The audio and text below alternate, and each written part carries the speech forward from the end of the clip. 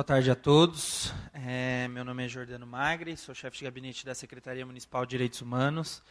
A Secretaria Municipal de Direitos Humanos e Cidadania foi criada o ano passado, no início dessa gestão, com a ideia de trazer, de institucionalizar uma política de direitos humanos e tem como princípio a participação social como método de gestão.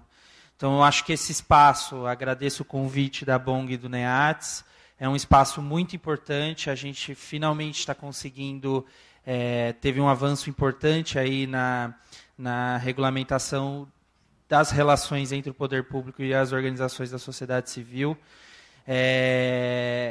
Essa era uma necessidade muito grande. Para que vocês tenham uma ideia, a Prefeitura de São Paulo tinha, num estudo que a gente fez rápido, em torno de 33 normativas que regulamentavam as relações do poder público com as organizações da sociedade civil, que na prática representavam que cada pasta, cada secretaria, de acordo com as suas necessidades ou com as suas particularidades, acabava tendo uma relação, criando um procedimento e uma relação específica para a relação com as organizações da sociedade civil. O que gerava essa... Ninguém sabia muito bem que lei se aplicava a que tipo de situação. Então, esse novo marco regulatório traz uma regra clara, que eu acho que tende a contribuir muito com o poder público, com as instituições, com as entidades, com as organizações da sociedade civil, para que a gente comece, desconstrua esse movimento, essa lógica de criminalização das entidades, que é uma lógica que estava colocada no processo histórico do país. E eu acho que, enfim, a gente vê com muito bons olhos essa nova regulamentação, o novo marco regulatório, mas a gente vê também um desafio muito grande em conseguir se adequar tanto o poder público quanto as organizações a essas novas disposições. Queria deixar claro e pontuado também a importância das organizações. Eu acho, enquanto poder público, eu tive condições de ver isso na prática. A gente tem, acho que alguns devem saber, o Conselho Municipal, na verdade, existe o Conselho Municipal dos Direitos da Criança e do Adolescente, que tem o Fundo Municipal dos Direitos da Criança e do Adolescente, que a gestão administrativa fica com a Secretaria de Direitos Humanos, e a gente vê que, muitas vezes, o papel das organizações da sociedade civil acaba sendo de fazer com que a política pública chegue onde o município não consegue chegar e onde o poder público não consegue chegar.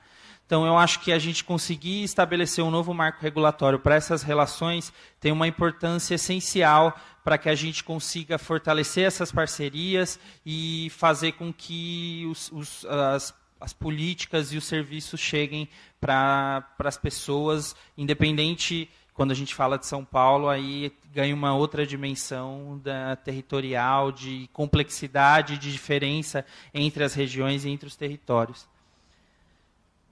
Bom, vamos lá.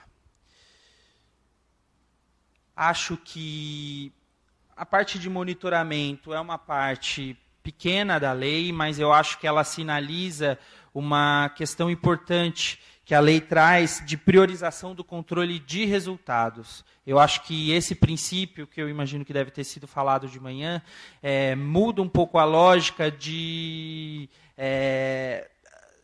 ver que a organização acaba sendo como uma extensão do poder público, de garantir uma autonomia para a organização, para desenvolver as suas iniciativas, mas mais que isso, de conseguir fazer com que a normativa não se prenda estritamente em valores, só em valores, notas. Eu acho que o pessoal que vai falar de prestação de contas tem condições de falar isso melhor, da prestação de contas simplificada, mas eu acho que é o grande norte, um grande princípio de valorização do controle de resultado.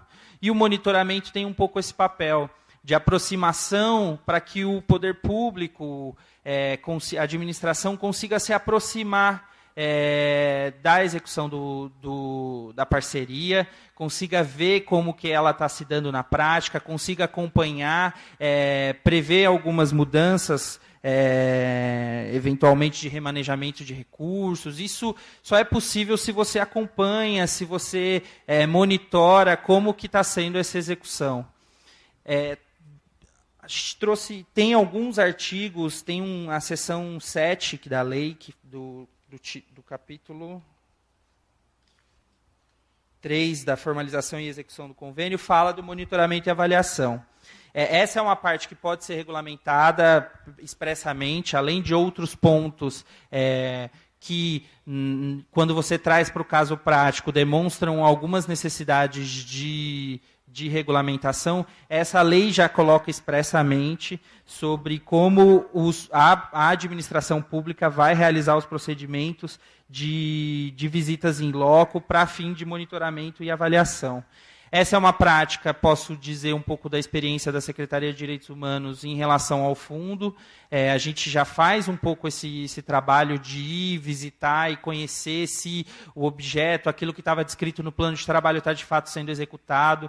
Isso tem uma importância de aproximação do poder público com as organizações e de controle, mas menos um controle no sentido de recurso, mais um controle de resultado, do objetivo daquela parceria, se ele está sendo cumprido. Essa parte de monitoramento também prevê uma pesquisa de satisfação dos beneficiários, o que é uma coisa muito legal, porque você começa...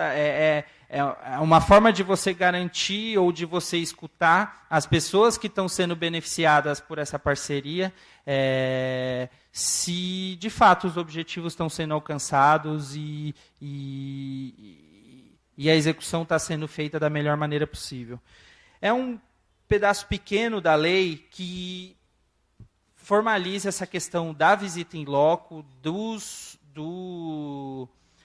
da pesquisa de satisfação e da necessidade do poder público e do gestor que estiver fazendo esse acompanhamento de fazer um relatório de avaliação para dar subsídios para a comissão de monitoramento e avaliação designada lá no